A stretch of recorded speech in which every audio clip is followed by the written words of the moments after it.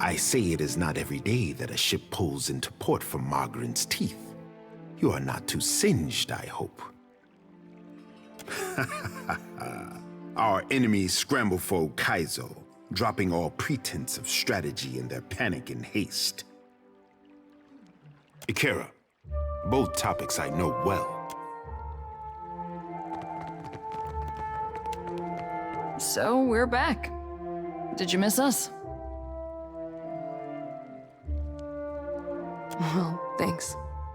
It was just me and the bird for a couple of days, and we're sick to death of each other. Something happened out there, and it's got me all turned around. I didn't exactly deliver a missive.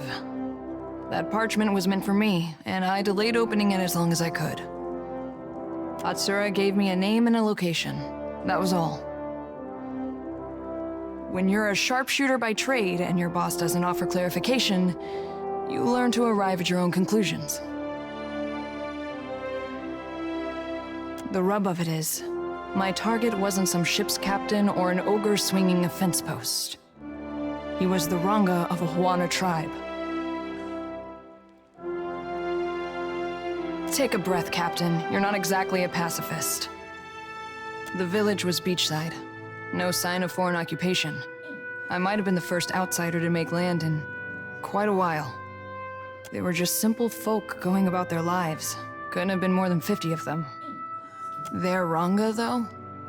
He had a voice that carried, that echoed in the hearts of his people.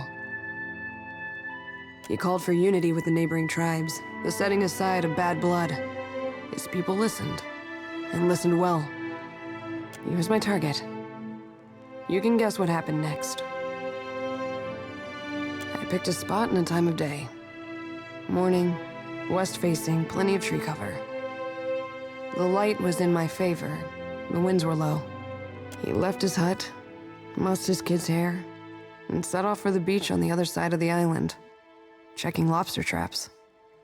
Ishi followed him overhead, and I followed him with my sights, holding my breath, waiting for the right moment. And then I stopped. I pictured all those captains I'd riddled with holes and wondered, is this how we treat civilians? Is this how wars are won? I shot him in the back of the head. He was a corpse before he hit the ground. It took a while for his kin to find him, but only seconds to figure out that he didn't die of a weak heart. This tribe surprised me. They acted like I kicked over their anthill. They got mad. They got to work. The old Ranga went onto a pyre, and the new one snapped into place. She took up the call for unity while the embers were still warm. Acted like I hadn't just killed her boss for doing the same thing. Of course. I shoot to disrupt soldiers and end conflicts. Not to stifle ideas or crush spirits. That's Valian work. Fair question. Short answer? I don't know. Atsura uses different codes for each of us. I could teach myself to write Angwithan before I cracked another agent's instructions. They mourned, they seethed, they tore at their hair. But they rebuilt. By the time I left, they were talking about peace with the other tribes like it was inevitable. I completed my mission. I leave Atsura to worry about whether or not it was a success. If you don't mind, I need to let this brew in my head for a while and see what bubbles up. Thanks for letting me unload in the meantime. We should talk to Atsura. He'll want to know that I've done as he asked.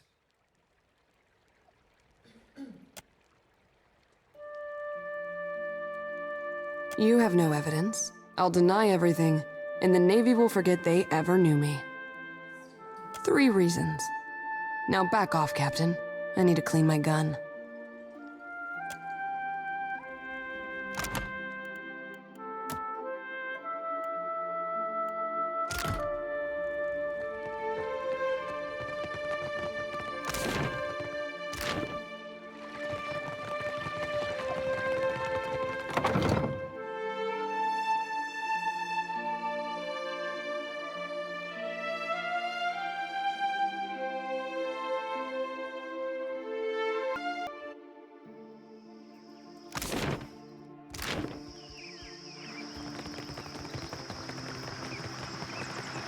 but they're still out there. Will no one help me? Perhaps in a day or two. Prince Harui Well now, enjoys wild tales. if there were any man here worthy of a grand reception. The guards here will not listen. Will you, sir? Myself? I am no lord save upon the deck of my ship. And she is lost. I lost my crew, all but myself and the bosun, yet nobody will listen. Not the Queen, nor the trading companies. Too busy waging war upon each other to pay mind to a rudderless captain. They don't understand. It's not just me. What lies out there, it'll swallow us all up if it isn't stopped. It were unnatural. The Antelope were a fine ship, and we sailed her out east, out of Kahanga waters and into the great wet country. Bright sky and a good wind. Until the fog came. We were boarded before we knew it. Men, things like men that howled like demons. They cut down half my crew, took the rest. Gods forgive me, but if I'd stayed to look on, I'd never have made it to the launch. But we saw it. After the fog cleared and the ship was gone, a spit of land, bristling with the wreckage of other unfortunates. A finer crew I'll not find than that which served upon the Antelope. All dragged into the fog, like the gods plucked them off the deck. I'll not forget it so long as I live. I am a landlocked wretch with no ship and no crew. But you are a captain of bold repute, and the day may come you sail out to that same isle, with beached ships all around. You have listened well. Here, go you now prepared. And should you ever come upon my crew, do what you can for them. One captain's tale, you've heard them all. Right,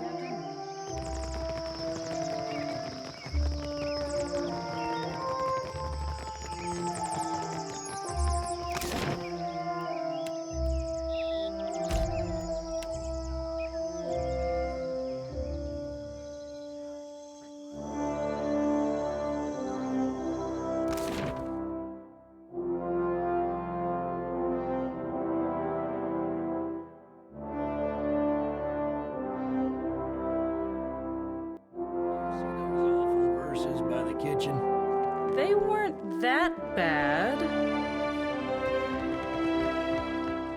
Clear skies. Indeed.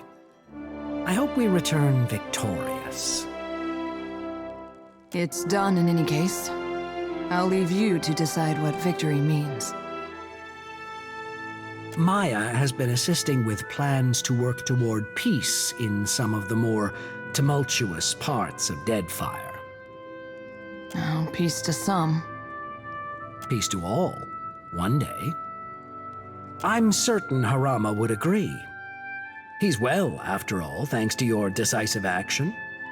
Twaha reports success and sends her thanks for your swift intervention. You have aided your countrymen with distinction. There is no higher honor to which a trencher may ascribe. But what of your own assignment? For a most noble cause, I assure you. You've always been self-sufficient and resolute in purpose, Maya. It surprises me that you should discuss your orders so freely.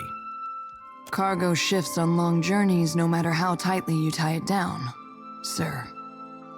At ease. When it comes down to it, I know you will always do what must be done. Rawatai values your service, as do I. And I can think of no better reward for the rough country's finest sharpshooter than a peace such as this.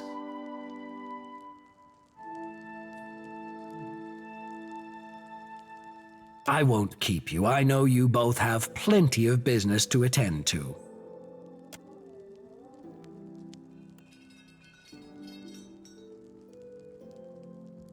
Oh, you wanted something, Captain? What, me? Been trying to say that it's a pity you're already accounted for, Captain. You're halfway towards being a decent catch. Forget I said anything. It's not important. I've got some answers. I can't think of anything else that goes with Hazanui.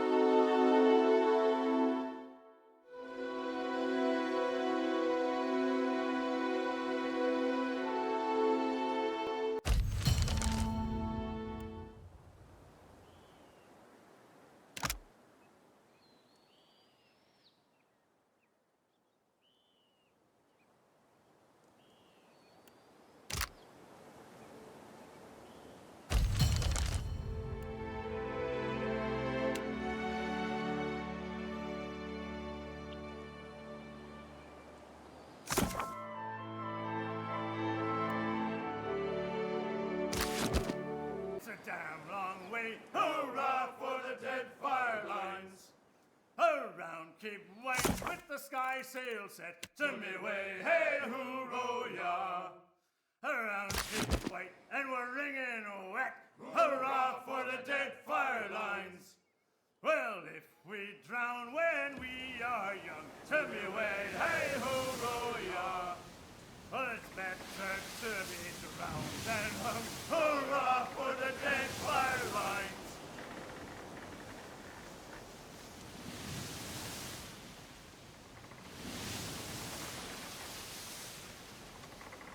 You find yourself in cold, suffocating darkness.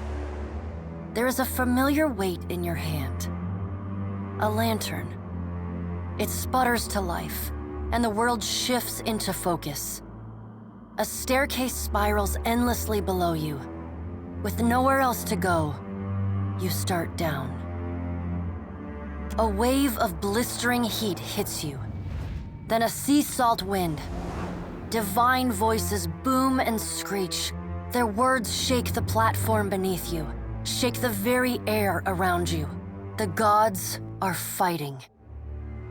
Lay your blame elsewhere, Wodika. I won't suffer your arguments any longer. Mogren looms large before you, an accusing finger leveled at the melted visage of Wodika. Wodika screws her mouth into a sneer. You fool! If only we had attacked him when I first proposed it. Accusations drip bitter as bile from her tongue.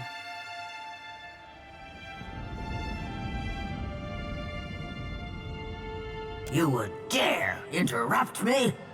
Wodika extends a hand, looking for a moment like she intends to swat you from the platform. But the pallid knight gives her a long, impassive look, and at last, she jerks her hand away. The pallid knight looks down at you, a frown etched deep in her otherwise statue-still features. I am afraid we are not at our best. The Watchers returned. Perhaps we should hear what he has to say. Helia's birds chatter anxiously among themselves. Wal's many eyes alight on each god in turn. We make little enough progress on our own. We try, but agreement eludes us. Andra's storm-dark eyes swivel to meet yours. Is there nothing we can do? Magrin glances at the pallid knight from the corner of her eye. After a thoughtful pause, she speaks.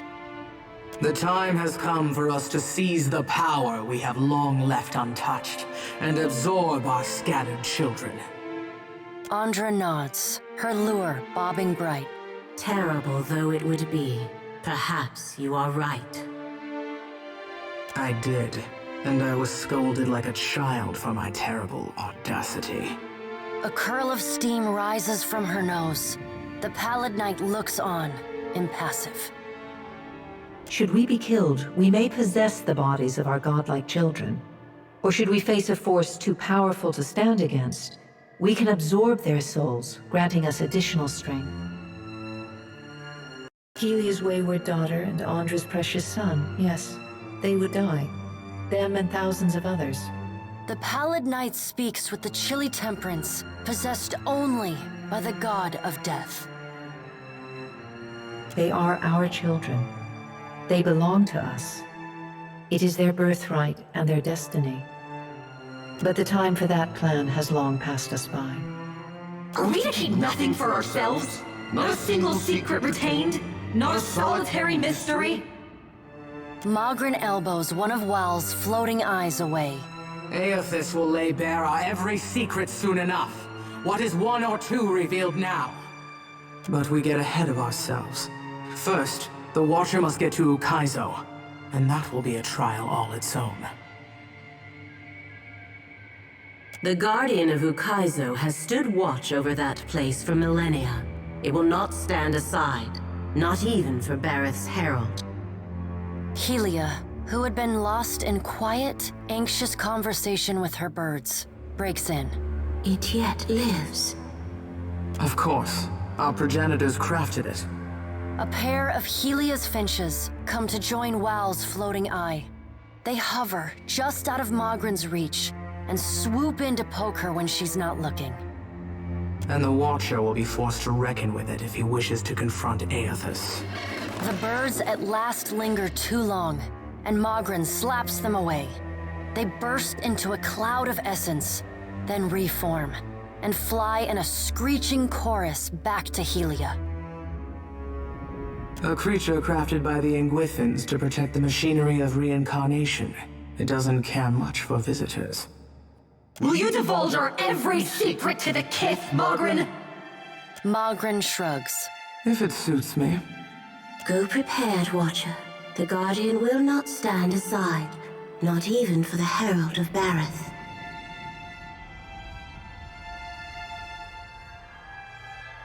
It is not one of Galawain's mindless beasts. It has a heart and a mind, and it will throw neither away to oppose Aethys. And Aethys will not fight the creature. It would prove little more than a distraction for him, especially as my tsunami and Magrin's volcano couldn't stop him. It is its own creature, Watcher. It does not listen to us. There is another topic we have yet to address. The pallid knight holds up one gauntleted hand, and the other gods fall silent. Tell me, Watcher, where do you stand? What do you think of Aethys' scheme to destroy the wheel?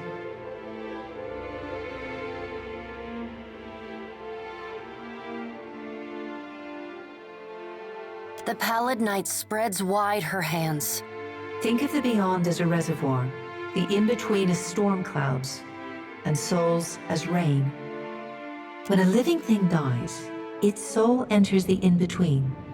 And when the in-between grows full, it releases souls into the beyond, where they wait to be redistributed to new bodies, new lives. The wheel is the process by which souls are moved from the in-between to the beyond, from the rain cloud to the reservoir, and from the reservoir into the living world. Without the wheel to mediate the transfer and redistribution of souls, the souls of all who die remain in the in-between. And without souls to fill it, the Beyond gradually empties, trapping all of the remaining souls in existence in the in-between. When the Beyond is empty and the last creature on Aora dies, that is the end of everything. It is Rimergon's future, the one he wants for us. Soul essence sustains us. We feed off it, off the little fragments you mortal kiths shed like snakeskin as you pass into your next life. Without sustenance, we starve as any mortal might. We die and leave a great silence behind, an eternal emptiness from which nothing is born. You see then that we cannot help but argue. The fate of life hangs in the balance, and we are as ever beholden to our natures. Tell us, Watcher, where do you stand?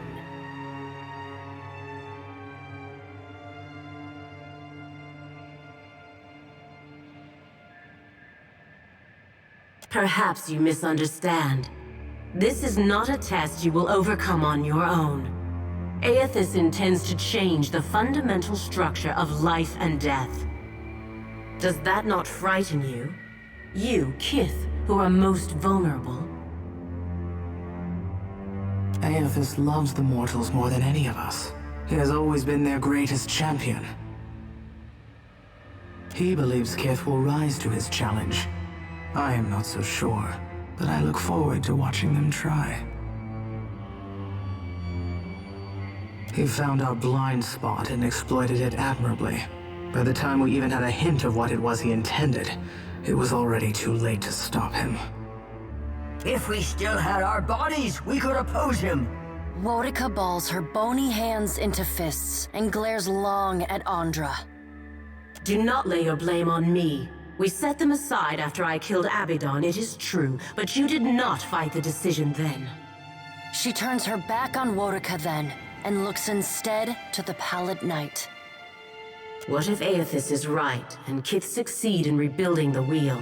What then? Such hubris.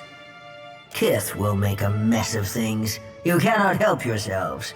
You must be controlled, lest you stray and fail. And what if they fail? Then they die.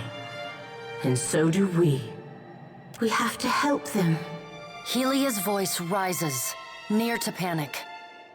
Wodica drives her fist into her hand. Help them! We should finally bring them to heel! The Pallid Knight raises a hand and stares at Wodica until she falls silent. Watcher, Aethys yet values your counsel. The Pallid Knight's eyes bore into yours. An impassioned plea from the Hound of Aethys may still temper his actions. Confront him at Ukaizo. Only your life. A faint smile plays at the corner of the Pallid Knight's lips. Time moves swiftly away from us now. The Pallid Knight spreads her hands before her. Go, Watcher. Do what you must. The edges of your vision begin to dim. Like a sun setting, twilight encroaches on your mind. The Pallid Knight conjures a blinding white light in her palm that swiftly grows to engulf the room. Then, the crack of thunder rends the air, and you feel the floor drop out beneath you. You come to flat on your back, staring at an all too familiar ceiling. Alone once again.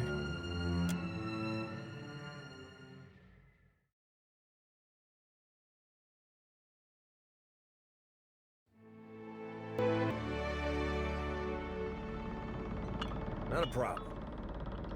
I'm on it. A moment of your time, Watcher, if you will. Some of the hands discovered an unusual crate in the ship's hold. Unfortunately, the ship lacks the defensive fortifications of Cadnua. A crate could have been slipped aboard at any of our ports of call, assuming it wasn't placed among our goods as we took on supplies. It is roughly a yard to a side and labeled beans. The hands who noticed it were tasked by the cook to bring up ingredients for the evening's stew.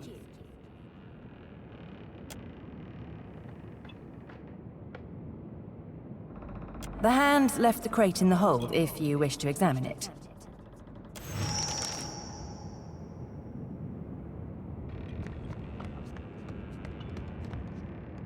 Already on.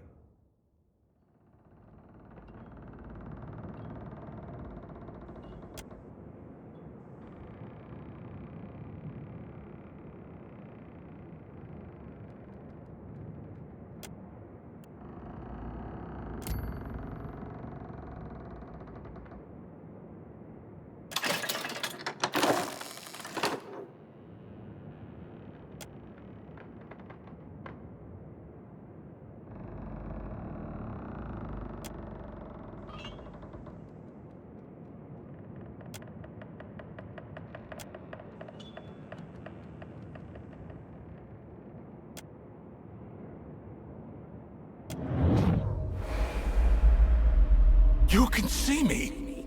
It's really you then, the captain of the Defiance. Oh, this is fantastic! How satisfying it is to know one did not give one's life in vain. I come from the island of Kazuwari, and we need your aid. Me, Muatu, formerly of the island of Kazuwari, presently of the Beyond. Well, there's me, obviously. And then there's the caretaker, Humaire. She was the one who killed me and put my head in that box. And I suppose the people and souls of the island, as well. Kazuwari is an island where the most skillful hunters, the most hardened explorers, the deadliest warriors, all gather to earn Tuamawai's favor. But Humaire, the island's caretaker, says the essence that sustains the island has sickened. Curdled, she called it. The animals, the trees, they all churn with anger and fear. The faces of the hunt, that which hunts, kills, and endures, respectively. Some believe them to be the tripartite aspects of Galawain. Not that I would know, I've never asked them. We need a watcher. No one else can talk to souls, Humaire said, and souls are our problem. You're a watcher, right? The watcher, the one who died and lived again, who speaks to the gods. That's the watcher we need. I knew it! I knew Humaire wouldn't have lied. You will help, won't you?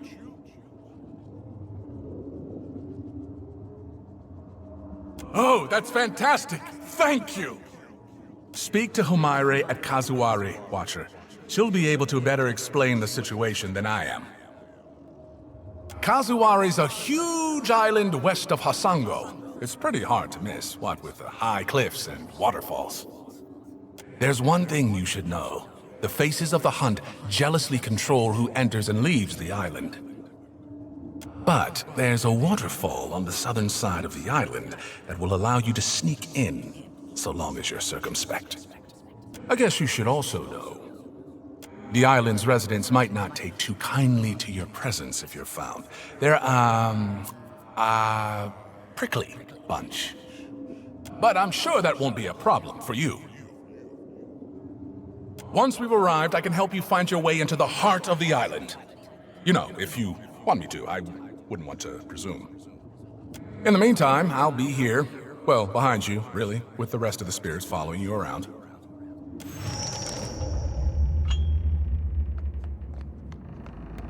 Yes.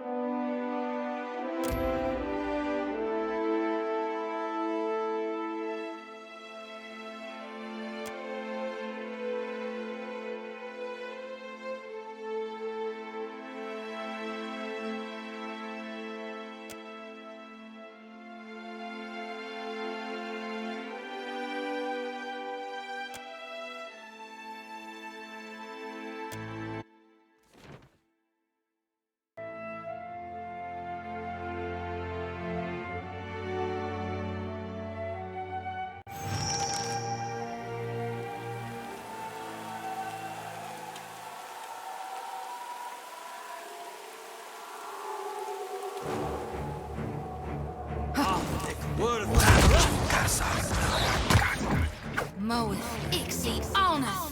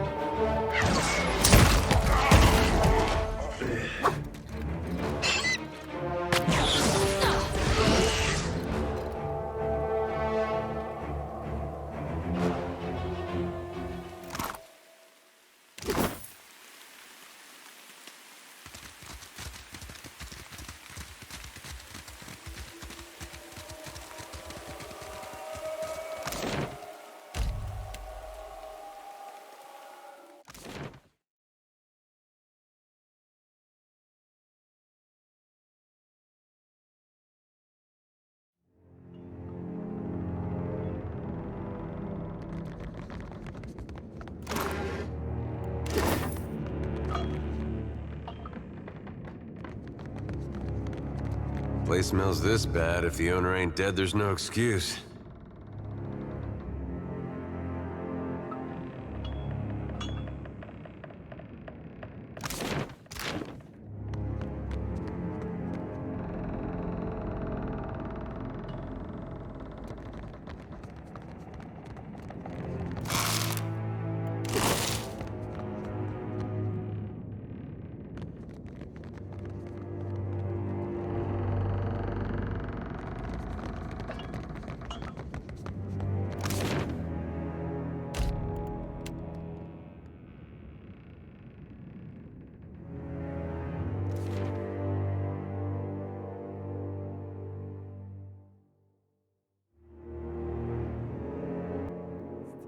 You there!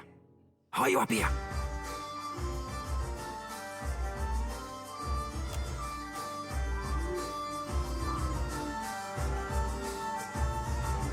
Not the prettiest crowd.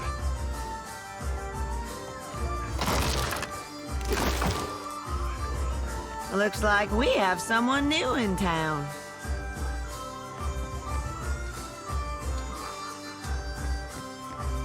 Well, hello there. Guessing you just came in. Always happy to see new faces. We're a long ways from everywhere, and not many folk are so keen to risk the voyage. You're just in time for the harvest. Help yourself to some ale while you're waiting. Zuka ought to be here soon with the day's catch. What did you find, Ishi? Just arrived. I'll wager you've a third.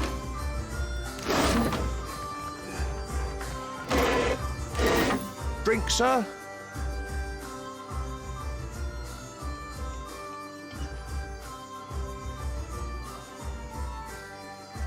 Ain't got much on the menu, truth be told, but an ale ought to hold you over until Zolka and her people turn up with supplies.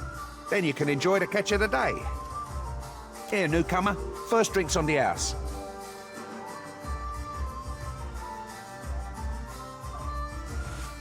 What? How dare you? My ale's the best in the Deadfire.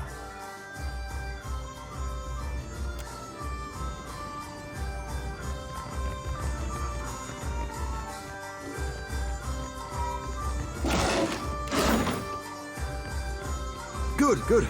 I thought for sure you'd wander off. Get yourself into trouble.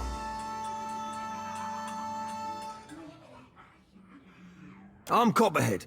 That's what they call me. Friendly nicknames. You know how it is. I know you're different from the others. I can see it. Just keep your voice down. Yelling your head off like a little baby lamb in the woods. Might as well be hollering, "Eat me, eat me!"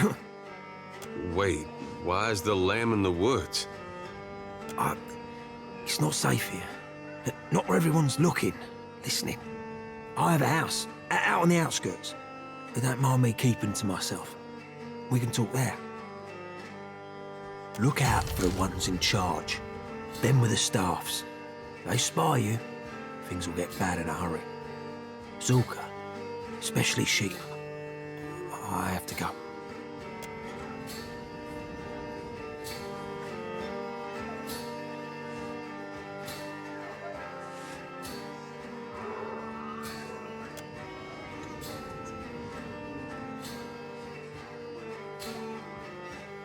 Menzago has brought you a feast, my friends. Livestock and game. Tonight, we eat well.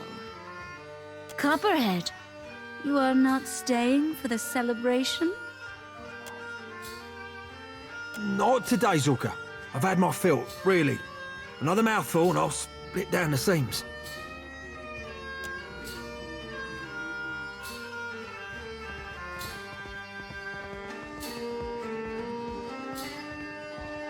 Can't hide from me.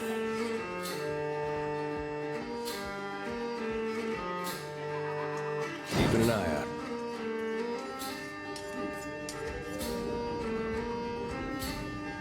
We're not alone.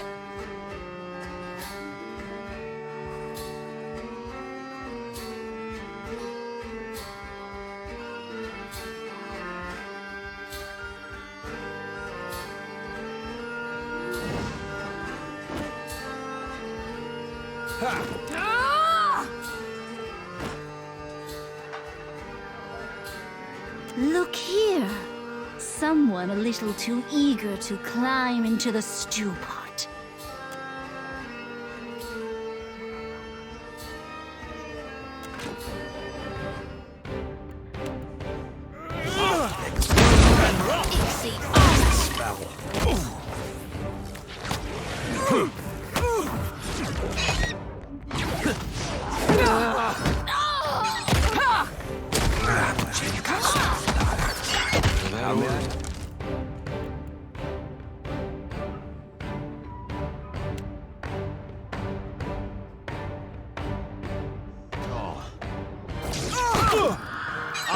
Word of FlamingGnats. Hit me again and I'll hit you back. Dead to our enemies.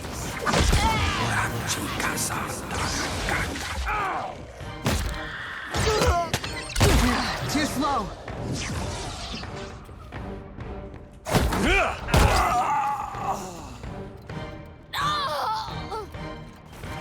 Done something? Word of Thanra.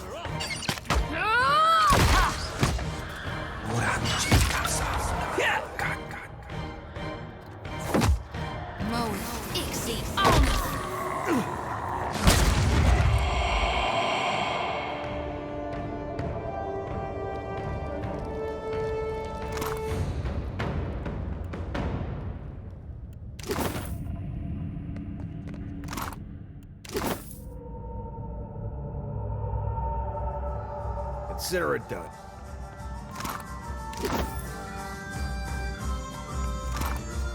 Gladly.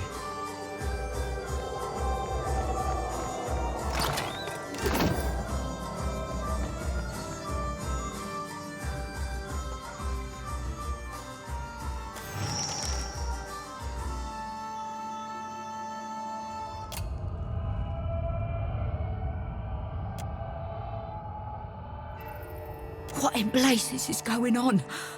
Have you seen those monsters? What? Aye, and I never thought to hear the name again. Was it Lofel sent you? Thought he was a shifty old bastard. Guess I misjudged him. We were sailing under Lofel, captain of the Antelope, and making good time. A clear sky and a good wind until, out of nowhere, this fog bank rolled in. Then, a great hulk came gliding through the water towards us. Nearly stove us there and then. The floating hangman. I got hit so hard it surprised me to wake up again. But the next thing I knew, those things were carting me and Kasungo down the road. Daimo here started hollering, and they all but cracked his skull in two. I have to get him back to Fort Deadlight. You've gotten past them. Help us do the same. Our gratitude, stranger. Come by full deadlight sometime, and we'll give you a grand welcome. Though, mayhaps we'll follow your ship a while. Wouldn't do to get caught again.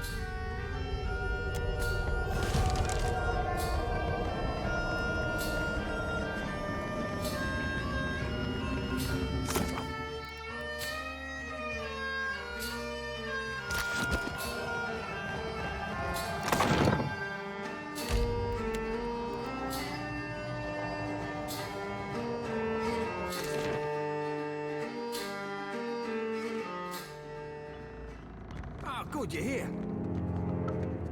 Over here. Over here. Mind your step. I've collected things. Spent years collecting. I've always been curious. There are so many ships out there on the reef. I could dive down, see what I found. It was beautiful down there. 100 stories, and I read them piece by piece. Nothing like the helmet, and nothing's been the same since the helmet. I put it on. I get glimpses of what this place really is. A ship's graveyard, teeming with the dead. The not dead. They're still alive. Yeah, well, the dream only works on folk what have this symbol on their heads. I didn't see it till I got the helmet on. And all of us, dead, or something like it, feeding off the living to stay alive a little longer.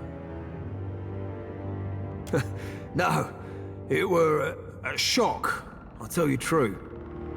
Maybe I did go a little mad, just a little. I can't see as to what we've been charmed for, but I know it's got something to do with the crypt. That's where Mentzago is, the man in charge of this place, and where Lucia Ravan's old keep used to be. Anytime new settlers turn up, they come out of that place. When they start to lose their senses, get too hungry, that's when they get taken. The strongest get fed to Mentzago's most loyal servants, the protectors. The rest of the kith, they bleed slow in the tavern. Once in a while, the protectors treat us to a whole body.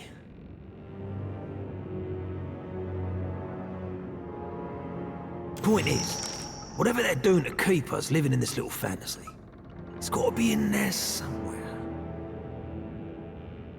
I don't know the ship, but Ravan's supposed to be some great captain. She founded this place, made it what it is now. What? And play out the rest of our lives in someone else's demented little story? Better the truth than a silly little dream. At least it's our truth. Hold on, you can't just walk on in. It's guarded. Really, really well guarded. The guards don't really leave their posts, unless the hunters are back with fresh meat. But they haven't got a schedule. They come and go as they please. Haven't got much choice there, have I? But, well, good luck. I'll wait for you. And if they put a rune on your head, I promise I'll try and find a way to fix you. You're back, you're back. What's the word?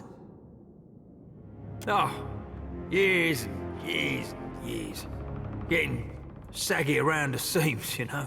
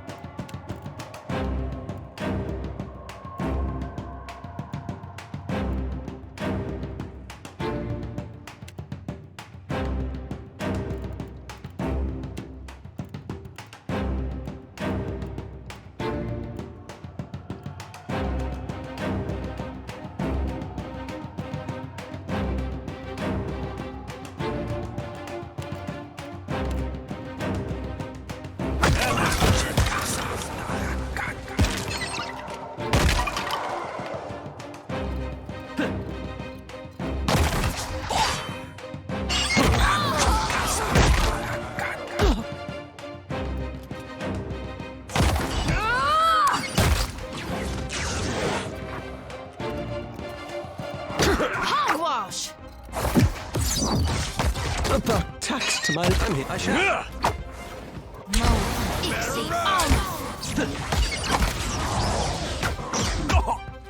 Aye. You see that, Ishi?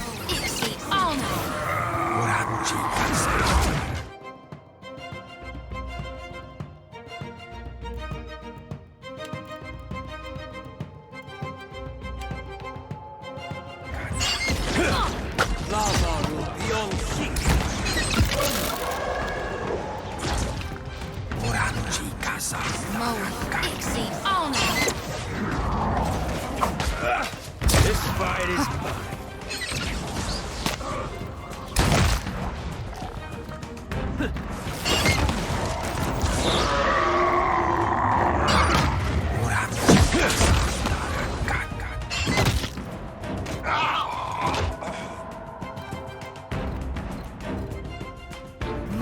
Lost the light. Already on.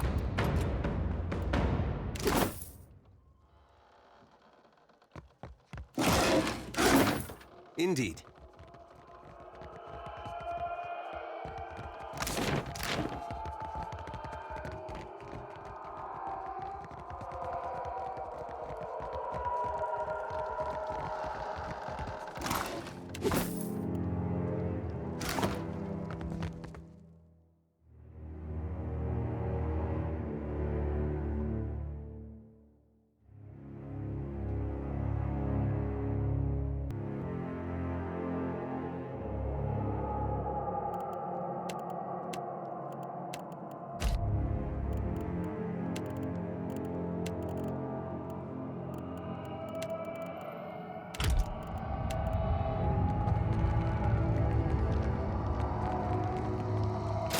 Well, that could have gone better.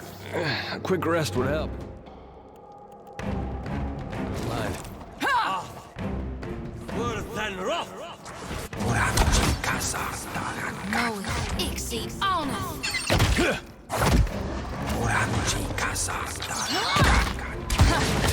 Still got it.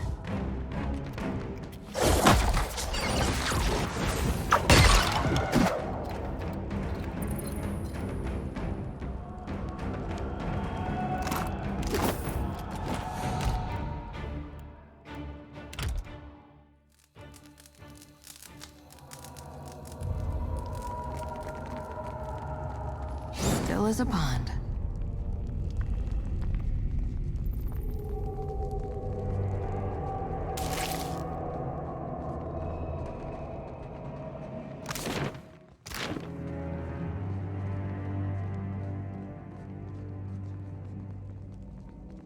I'll have this open in no time.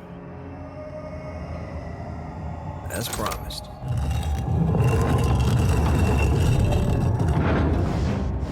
You better run! Better run.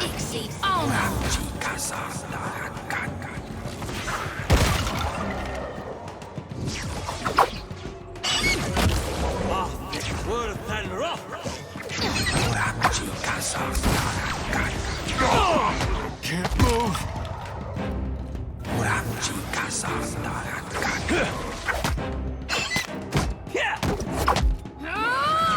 Right between the eyes.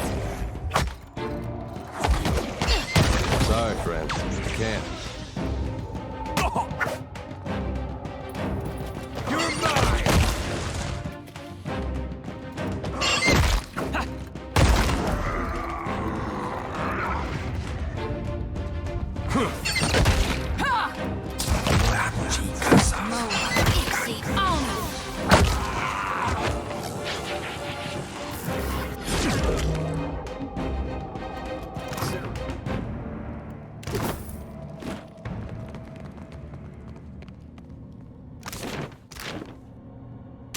Real quiet now.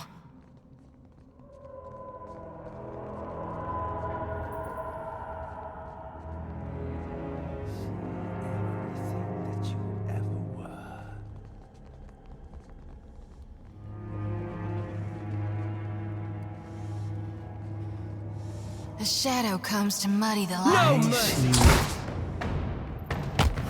Hogwash! Move, exceed, honor. That's right. Sorry, friend. Can't. Death to our enemies!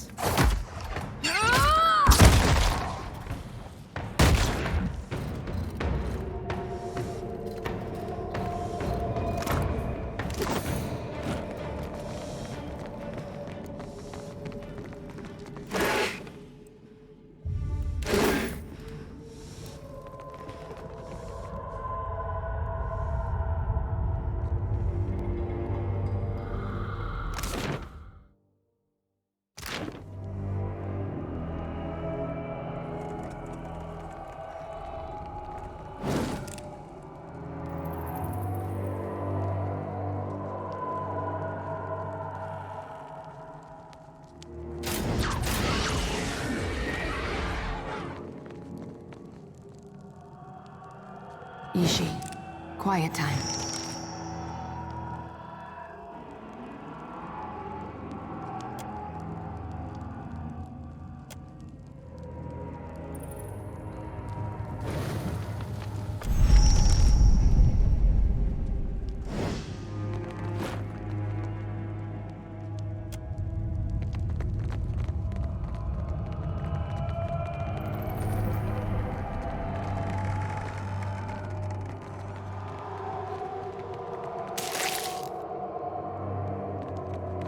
Got someone in my sights. They'll fall by my hand.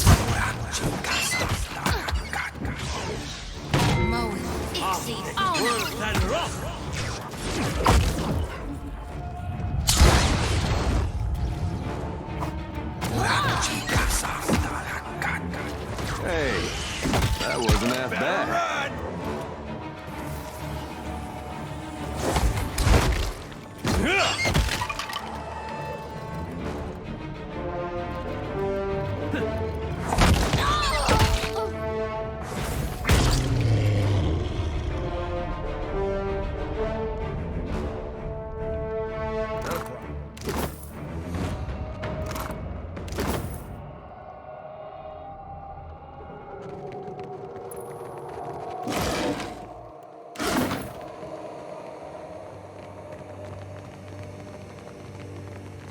Hey, watch out.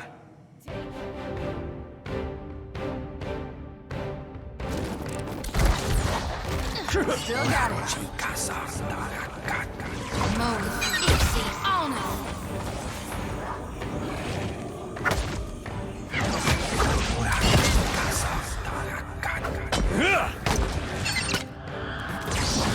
It's no good to me. Right on top.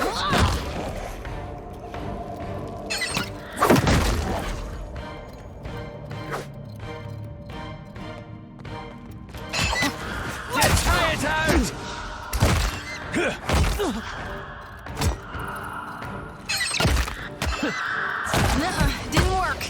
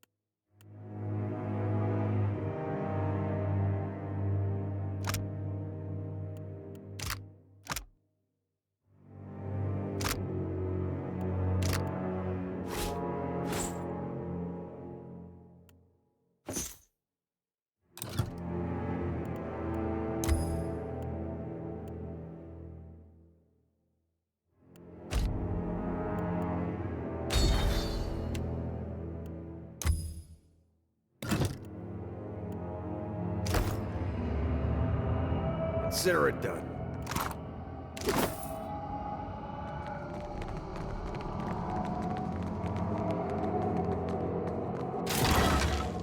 That could have gone better. A quick rest would help if you don't mind.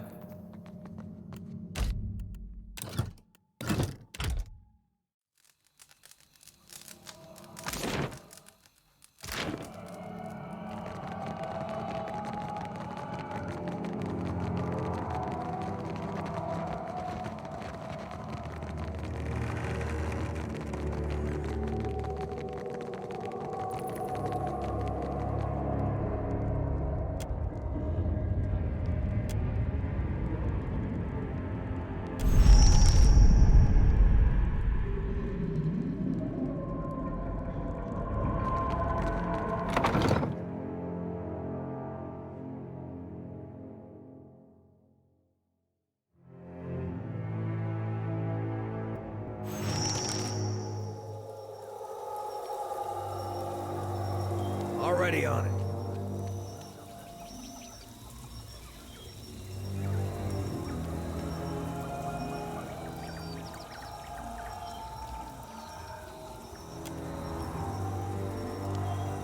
When my hunters informed me that there was a disturbance in the crypt, I looked out over the water, and there it was, a sail, a ship. For that instant, it was as if my heart skipped a beat. You can appreciate the irony there, perhaps. I must assume, of course, that you have escaped from someone's dinner plate. Just so. How have you found Splintered Reef? It must make a curious scene to an outsider. A flock of gruesome puppets whiling away their lives in leisure. Decades of work undone by a nazenale. I have few hobbies with which to fill these long hours, and now I am denied even this. I, who was second in command to the great captain Lucia Rivan. Until the day came that I was charged to perch here and maintain her forces until she should call upon me again. A century of waiting while she sailed freely upon the sea. E così. But why not enjoy my stay? I have crafted my own little empire. Do not think I have forgotten my duty. I gave dear Rivan a part in my little mythology. Our glorious founder. But it is my little paradise, and you have no part in it, but that of livestock. Diverus, you have come for their sake? It is true, my hunters comb the waters for those fools who wander too far from settled lands. There are always a few. It took some time to perfect the illusion that holds Splintered Reef together. A spell of enormous power, requiring a focus. The sphere, just there. You may have cost me valuable allies, but we have, all of us, been here a long time. I have others at my command. I need only summon them. E così? Free them? They are cannibals, people eaters. Put a mirror up to that, and their minds will collapse. No person enjoys discovering that they are a monster. True. I began with different ambitions. Lucia Rivan desired an army to aid in her conquest. An army that would not succumb to injury or disease. Easy to say, but what to do with them all when they start to rot? Hard for any man to keep his senses when he begins to see the inside of his face. And so, my advisors devised a means by which to make these wretches unaware of their sorry fate.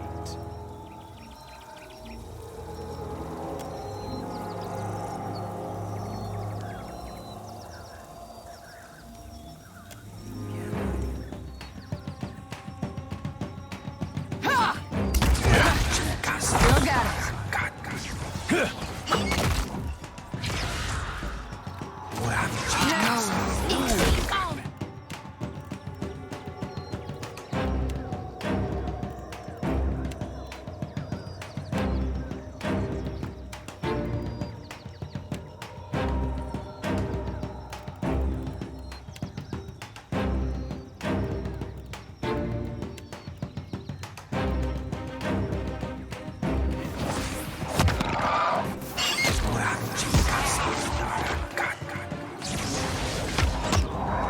Try aiming next time. That must have hurt.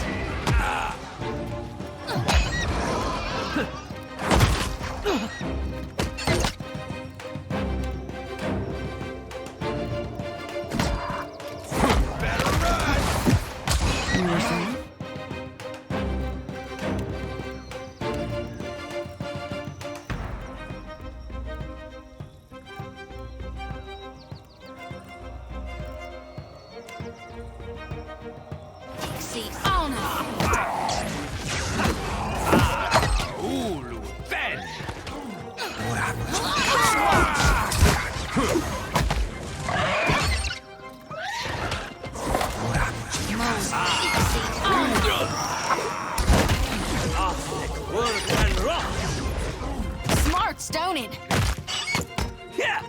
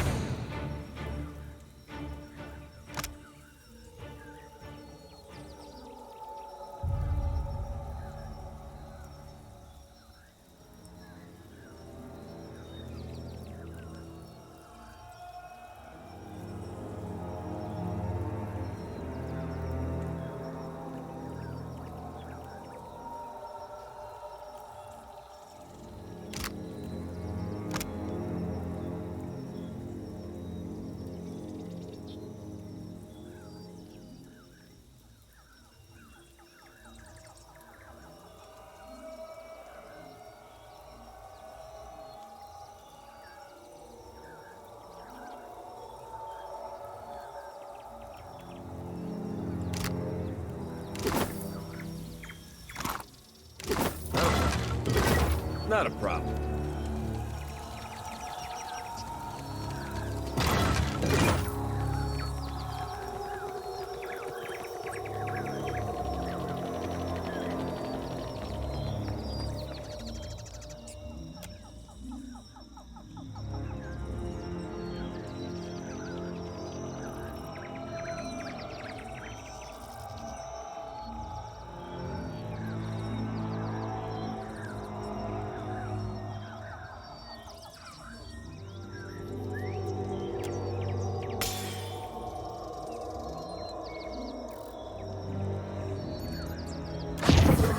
It's going to be like waking, but the nightmare goes on.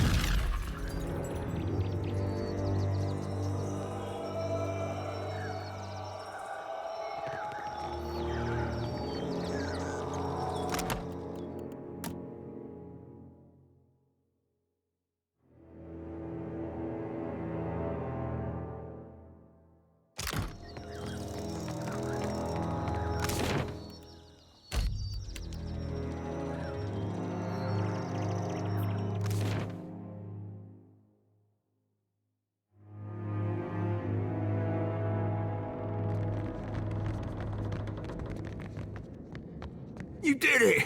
Look! I heard some strange noises. Took some time to work up the nerve, but I took the helmet off and I've kept me wits. You can't know what this means. I had a long time to get my head right. Figure out what I was, make peace with that. Maybe it'd be different if everyone else had the same chance. Not sure what I'll do now. At least I know for sure I ain't mad. Here, I don't need this thing anymore. Maybe it'll be some use to you.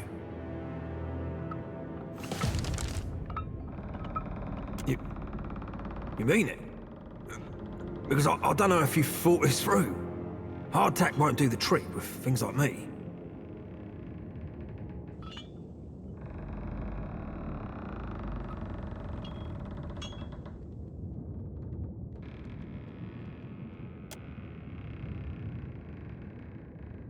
The sea.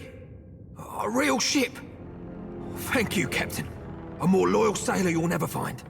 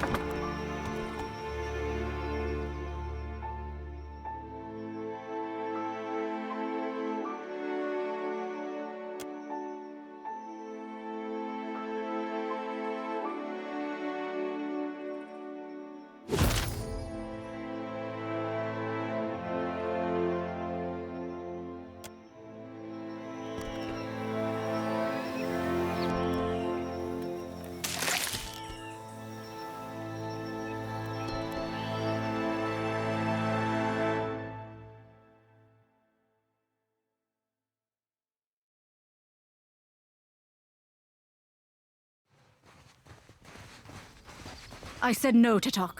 The drowned barrows are closed. If you want to join your son, you can offer yourself to Nemnok next season. Our elders crossed the land bridge to protect their children. You disgrace their memory, feeding our young to the mountain Anik. Nemnok will release my son, or perish. Kali sacrificed himself for the good of the tribe, right, Tatok? I lived a full life in the shadow of the barrows. Kali deserves the same. If you reject Nemnok's accord, then you are truly lost. May Kali find peace in the embrace of the Mighty One. I told Ashiza to apologize for that incident with your book. It's quite all right. I appreciate the gesture. Just say the word and I'll give him a kick in the tail feathers. Maybe not that gesture.